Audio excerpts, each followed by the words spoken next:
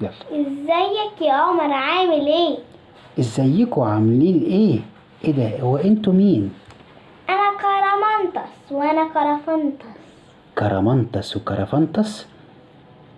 ازيك يا كرامنتس؟ انا الحمد لله. وازيك يا كرافنتس؟ انا الحمد لله.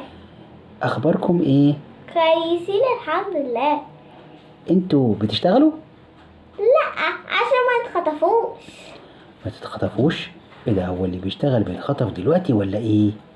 لا، امه مش بتنزل شير عشان ما يتخطفش. امال بتعملوا ايه؟ بنلعبوا. بتلعبوا بايه؟ نلعبوا بألعابنا. تلعبوا بألعابكم؟ ايه هي بقى ألعابكم ديات؟ هي الكورة. الكورة. بتلعبوا بالكورة فين؟ في البيت. في البيت. طب ومش ممكن الكورة اللي في البيت ديت تبوظ الدنيا وتكسر الدنيا؟ لا، ما احنا مؤدبين وعمرنا ومش بنكسر حاجة. يا راجل، امال انا كنت معدي كده من يومين قدام البيت عندكم ولقيت الشباك مكسور، اتكسر ليه؟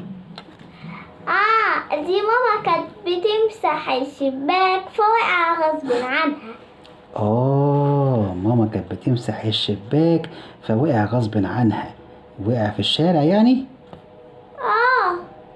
الله، امال انا ما شفتش ازاز في الشارع. ما علينا يعني. وبتلعبوا بايه كمان؟ هي الكورة بس، احنا ما عندناش لعبة غير الكورة. تعرفوا تلعبوا كورة كويس؟ ايوه، احنا حرفين. طيب يا ولاد، انا لازم انصحكم نصيحة علشان انا كبير. ماشي.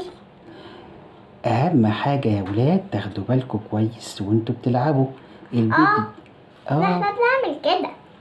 البيت بيبقى فيه دايما حاجات ممكن تتكسر، ممكن تتعمل، ممكن كده، ممكن كده. لازم تاخدوا بالكم كويس يا ولاد. احنا بناخد بالنا كويس جدا جدا جدا. بس انا زعلان منكم. ليه؟ لا، زعلان. ليه؟ علشان انتوا ما سألتونيش انا اسمي ايه. انت اسمك ايه؟ انا اسمي عمر. اسمك جميل قوي يا عمر. شكرا. عارفين عمر ده يبقى اسم مين؟ اسمي مين؟ سيدنا عمر بن الخطاب. عارفين مين سيدنا عمر بن الخطاب؟ مين هو؟ أحد الصحابة اللي كانوا مع الرسول عليه الصلاة والسلام. عليه الصلاة والسلام. وحكم المسلمين بعدها. ماشي، استفدتوا ايه من قصتنا يا ولاد؟ باي باي. باي باي.